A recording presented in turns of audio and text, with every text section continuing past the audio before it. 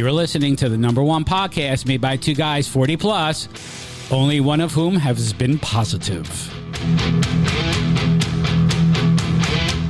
Positive about what? I don't know. I don't want to put my finger on anything at this point. Let's just say positive. I am positively incredible. But if you think about positive is actually a good word, right? Well, yes, usually. Yeah. Well, I mean, because the thing looks like, first of all, these tests look like a pregnancy test. Yeah. Which we've never passed, but but once again, a pregnancy test being positive could be good or bad. True. Depending on the situation. True. And not only that, like usually I like to do well in a test, and this isn't like the test that you want to do well in. Right. So I think you have to come up with like a different nomenclature or something for like if you're positive, because it's not a good thing. Or are you happy to be positive because now you know?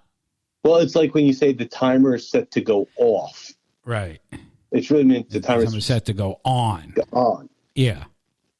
Yeah. I don't know. Let's figure this out right after this. Okay, so you're not sure if you're positive or negative or if you're off or on. I was sick. Okay, we know you were sick. Trust me, when I was teeing off on the back nine. Oh, here we go. Beautiful teeing weather, off. about was 78. Teeing off or duffing it to the right? Actually, my drives are still fading right, but my irons were straight. I thought, a man of your status on the golf course with a 7-wood could fade the ball. First of all, let me tell you something. There was no 7-wood in the bag this time. Oh. Yeah, which messed me up a little bit. So, I don't have clubs down there, so they give you a demo set. Oh my God, phenomenal. They were good? Oh, yeah, they were Shrixons. Oh, I wouldn't even know. They were nice. I mean, so good. Hey, this was a barely used brand new set of clubs. They felt really nice. And then I realized after one of the reasons I did play well. Okay. We were teeing off from like the senior tees. I'm like, wow, my game's really good today. I mean, let me tell you, I was clubbing, my drives, and if I can ever straighten that out. But the basics were there. Like I was hitting my 7-iron, I was hitting really well. All my iron shots were good. My approach shots were good. The entire length of the course was going. All 18 holes combined were only 500 yards. Yeah, then we'd be great. But I realized after, like, why the game was so simple. I only needed 3 clubs. I'm like, we're driving, right? You get to the next hole, like from one hole to the next, right? And you pull up and you're like, okay, usually this, and like it's another mile down the road to where we're teeing off from like the usual tee box. It's like a Why pitch do and I putt. feel like I only need a 7-iron to tee off from here? Oh, right. It's a par 5. Right. There was one. I mean, you're doing a par 3 and you got a putter. That's the problem. And it's I tell you, I think Florida really agrees with you. I'm not ready yet. Again, I think so not. No, I'm not ready for Florida. You could take your 7-wood, a pitching wedge, and a putter, and play a professional course. Yeah, no, because I'm not old enough yet for the 65 plus tees. I can't take that yet.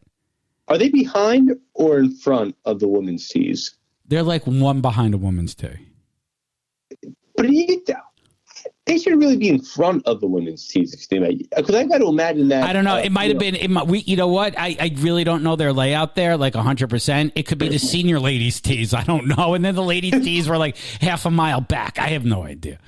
Then I realized, but I was hitting everything straight, which was the moral, of the story. Well, that's great. But then I realized, why was I getting so close to the green? Because I had a 50-yard advantage to begin with. That's why. You see, now if I had the 7-wood in the bag, I wouldn't even hit the driver.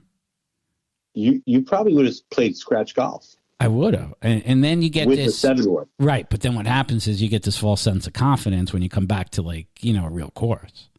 I mean, I'm not saying real course or real tees. Real tees. I meant real tees. Yeah, but it was fun. It was nice. Well, you were. It's like taking batting practice at a little league field and hitting every ball out of the park, right? Right. Why wasn't I drafted? Like, you're thinking to yourself, like, and something like that. See, why wasn't I drafted in the pros? You see, I could have been somebody. I could have been really good, and then, like, somebody throws you a real pitch and you're striking out.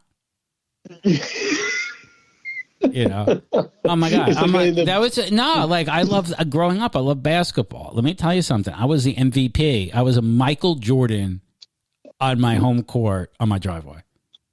Wait, let's I never missed a shot.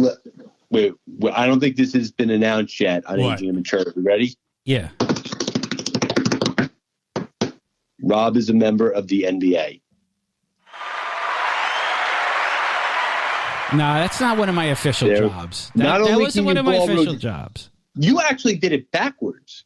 You did Dancing with the Stars before you were famous. Right, right. You see, I know. I could have been. Ballroom dancing before you played in the NBA. That's right. I just want you to know, I should be getting royalties. I think my wife and I should be getting royalties because I think, our appearance on that show actually is what started this ballroom dancing craze. Yeah. Yep. We should actually be called that. You know what? We're the stars of Aging Immaturely, and I think one of us should go on. We should be on Dancing with the Stars. Considering that, that it was really based on us. Little known fact. Well, I think it's really based on you. I'm going to give you all the credit on that one. Oh, okay. Thank you. What you don't? I'm going to give you the ballroom trophy. Just because I carried us a little bit. You and your wife? Well, I carried the performance. At the wedding? Yeah. Does your wife know that? Yeah. So you she wasn't she wasn't too happy a couple of times because what did you do? Was it the lift? No, it wasn't. We didn't lift. I didn't do the what the hell was that movie? Dirty Dancing lift. No, that was too. The lawsuits and we're going away to Hawaii for a honeymoon. Somebody could break something. We didn't want that. But the instructor.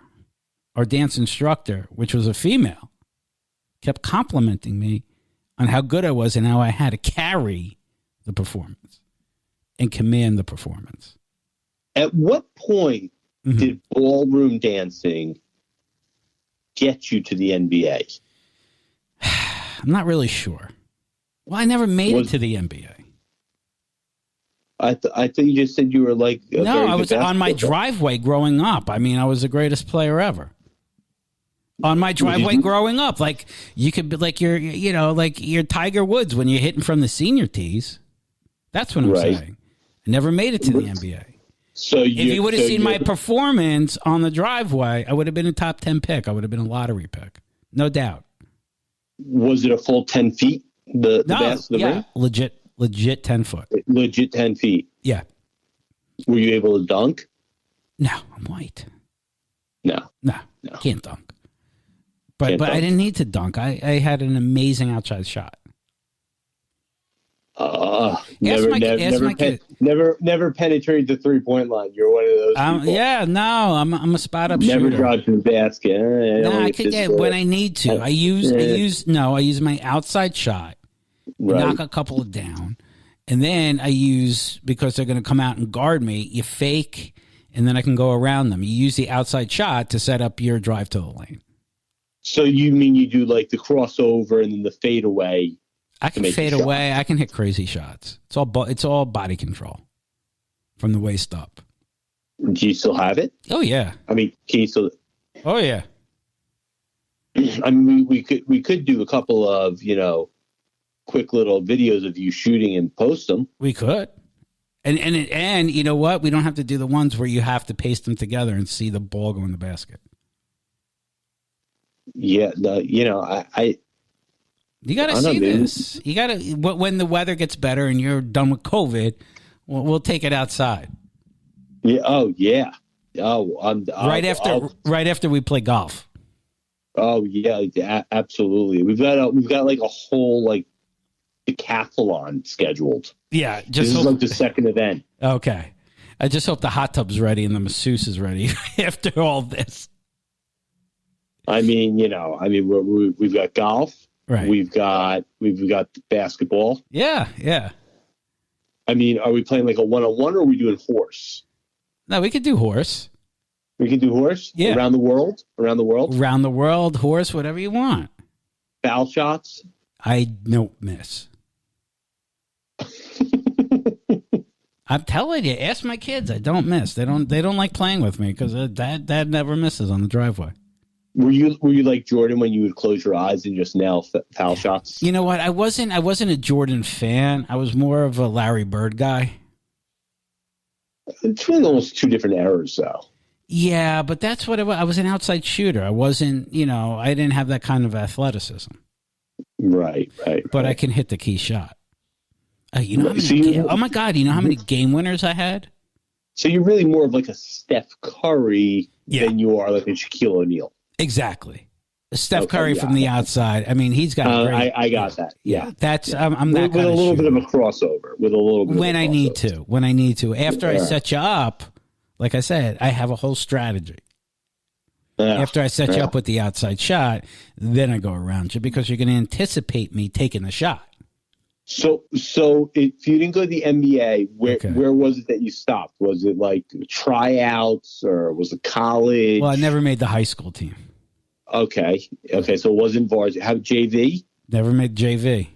How about freshman? Didn't make freshman. There was a lot of controversy. How about booster basketball? Kicked ass. No, we didn't have booster. We had T-shirt league. We had rec. Rec. That's what. Yeah. And then we had that, and then we had CYO or PAL. Yeah, no, we had PAL. Sorry, we had PAL. We had PAL basketball. Yep, police athletically. Okay, so did you at least pull a good number for your shirt? Well, 33 was a family number. Well, usually the numbers went up to like 10. I know. We never. So always took a 3. Or you know what? Or they got the leftovers, and you got like 67. You got never went that high. No, we did. Like you got the random. Like they got these like reversible whatever shirts with like 82 on them, and like it's not a basketball number. But somebody made a mistake, and either they were sending them to Africa, to clothe them, or they were sending them to the PAL to play basketball. That's what you got. That's what they were doing with those shirts. You got the not the abnormal shirts. What's it called when they like Oh yeah, you mean the ones that we used to put aging immaturely on them? The seconds. They're not seconds. What's the word that's called? They're not dented. The irregulars. Yeah. Well, there's also different types of irregulars. Right. Yours was down to your knees. Right. Some was above their bellies. Right. You had one sleeve. You didn't have a sleeve. Yeah, those are the ones we got. The aging immaturely ones, they might be slightly faded and not perfect color. That's why we use those. Okay, those aging immaturely shirts fit just fine. Oh my God, that's a great fit. They're custom made. Yeah, and if anybody wants them, you can DM us or email us at therealagingimaturely.com and we'll get on that for you. No, but that's what that's what you did. But I was good. Well, I was going to say the shirts are dented. Dented. They have pulls on them. Yeah, you never know. One sleeve is longer than the other.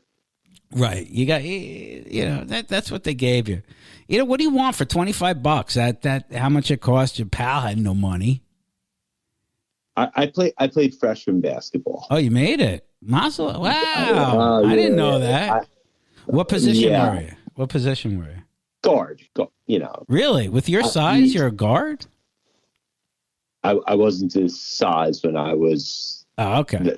I was small. All right. So did you play the 1 or the 2? I would be the 1, but I wasn't a starter. Okay.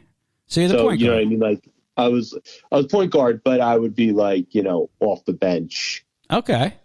But the whole reason I'm bringing it up is, did you ever feel the material on those uniforms? They were like rubber, stretch, uncomfortable. It was the worst thing to wear. And they used them year after year. And they used them year after year. And like I remember when they'd hand them out of like this like laundry bag. Yes. Yeah. And you had to give it back at the end of the season. And it was like, I know nowadays, like kids, they get like new uniforms every year. Yeah, their stuff is so nice. Like, oh my God, it's so much better than the crap we got. Oh, that rubber heavy duty, like the uniforms lasted for like 20 years. Yeah. Well, I played high school hockey, and they gave you, oh my God, they gave you, your jerseys, and they stunk already. Yeah. You've been in a hockey locker room. It's disgusting. The hockey, I remember when people play hockey, they'd open up that locker and it was bad. Yeah. I know. It was that. There's a distinct odor that only to hockey. Hockey has a certain odor. Yes. Yeah. My mother, you'd have to, and you come home and you have to open up the bag to let the stuff air out. You have to let everything air out, and the house would just stink. But you couldn't help it. But like the jerseys just stunk before. So were you good at hockey? I was the 13th man on the 12-man line. You were the 13th man on the 12-man line. Yeah. I didn't play that much. I was there for the love of the game. I was inspirational. You were banging on the boards to get your team going? Yeah, and I was, I wasn't, I had stopped playing for a number of years, and then I took it up again my senior year in high school. Senior year? That's pretty aggressive to yeah, it was a ballsy move. Senior year? It was a ballsy move. Wow. But they took me. But I was a good practice player. I worked hard. I pushed people, and it was you know what? When I got in there, I was a banger. Oh, you were the guy that when they need to rough up the other players, they sent you in? Yep, that was me. That was because of your size and everything? Yeah, I took out the goalie once. I didn't care. The goalie? Yeah.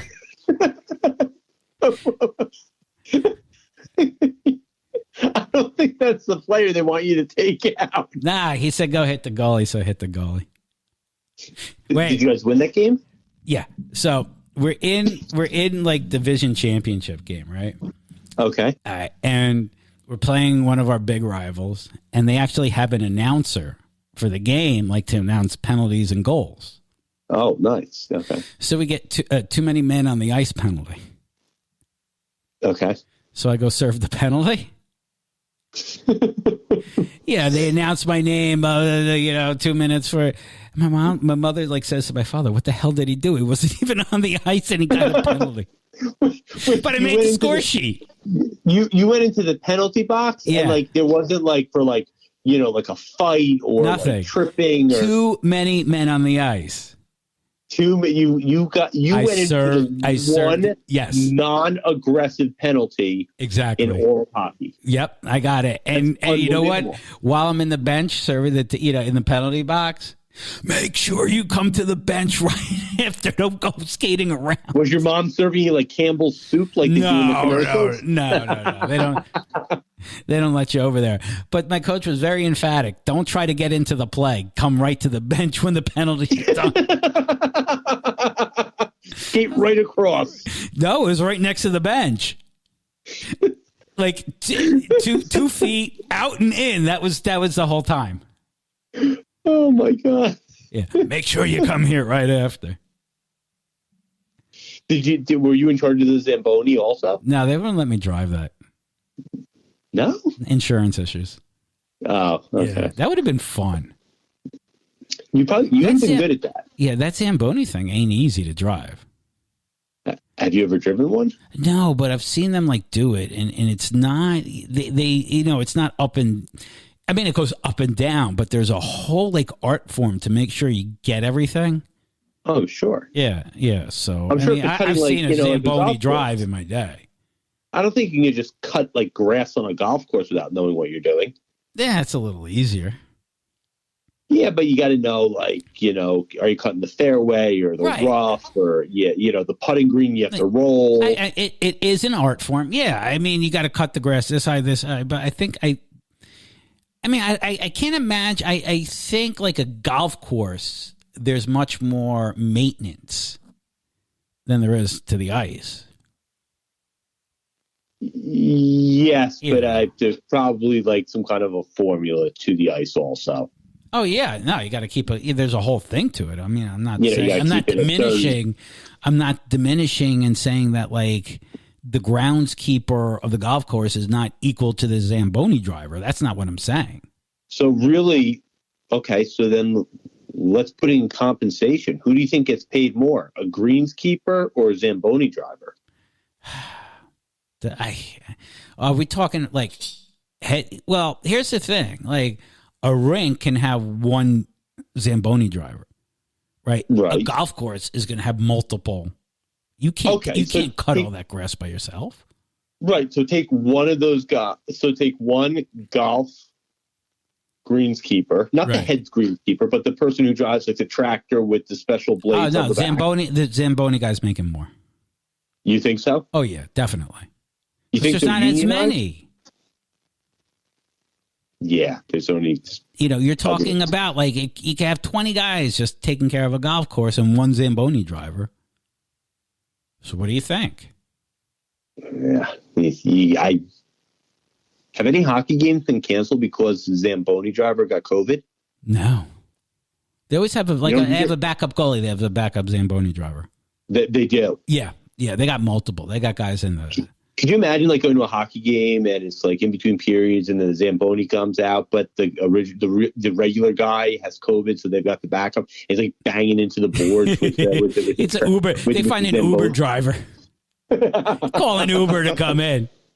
But at least, yeah, it's an XL. $30 Steve, for the you're hitting run. The board. Steve, you're hitting the board. $30 for the run. Do I get a tip? But you know what? Can you imagine? You know what though? Back in the day in the NHL, though, like a lot of these Zamboni drivers used to be the backup goalies. Is that right? Yeah, they only carried one goalie. Yeah, teams like back in the 30s, 40s, and 50s, like they only carried like one goalie on the roster. I can understand that, but they drove the Zamboni. Yeah, also? you would they would like if a guy got hurt and was busted open because they didn't wear masks or anything, or then they would the Zamboni driver would come down and play hockey. Look it up. It's happened. I think that's good job. I think it's good job security. Yeah. Listen, you're not a good goalie, but man, you can drive the crap out of a Zamboni. We're signed you. I mean, the guy's not really good at stopping goals, but man, can he, right the really ice, smooth out the ice? Yeah, you say it's. Maybe I should have taken that pathway. That's my problem. I should have. Instead of playing high school hockey, I should have become a Zamboni driver and made it to the NHL that way. Do you think you get a license to drive one of those? I imagine you got to be over 16. It's still a moving vehicle. Like a CDL or something? Nah, because it's not big enough. CDL is more for length and weight. Right, but those things are pretty big, and I imagine they're pretty heavy. Well, do you need to? I mean, that's like the equivalent. Do you need a license to drive a tractor? Do you need a CDL license to drive a tractor? Well, do you need something to drive a forklift, like at Home Depot? No, I don't believe so. Because those guys that do that. I mean, you see them whip that thing around. Oh, they are like. they're spot on. Yeah, we used to have a guy. He's not there anymore. They used to come in like one of those bobcats. You know, when it snowed and used to remove all the snow. Oh, I mean, those things are insane. But they know, like, you think they're going to flip and they don't. Like, they know, they know exactly where to stop. Yeah. Yeah. We had one here. We had one on the property a few months ago. Oh, you had probably like a smaller bobcat, right? Well, we had the pool issue, yeah. Yeah. Well, he had a couple of issues back there. Yeah, we still have issues. It's still not done. Oh my God, you think of bringing, it's like the Taj Mahal of pools so far, and it's not. It's not that it's the Taj Mahal. It's taking like as long as it took to build the fountains at Caesar's. Exactly. Evil Knievel is going to come in and jump your pool. I know. You think somebody could have like donated a naked statue to the backyard at this point? Why don't you start a GoFundMe page? No, that'll get shut down. You think so? Yeah, they're shutting that shit down now. It's not GoFundMe? Yeah, they'll probably find something wrong with it. They shut down GoFundMe pages? Oh, yeah, when they're fake. Oh, really? I didn't know that they actually... I guess they have to monitor it. Yeah, they do. They do. And I think that's going to do it for tonight's episode of Aging Immaturely. And we're going to start a GoFundMe page, and you can pay us for the listen. But you can always follow us at therealagingimmaturely.com.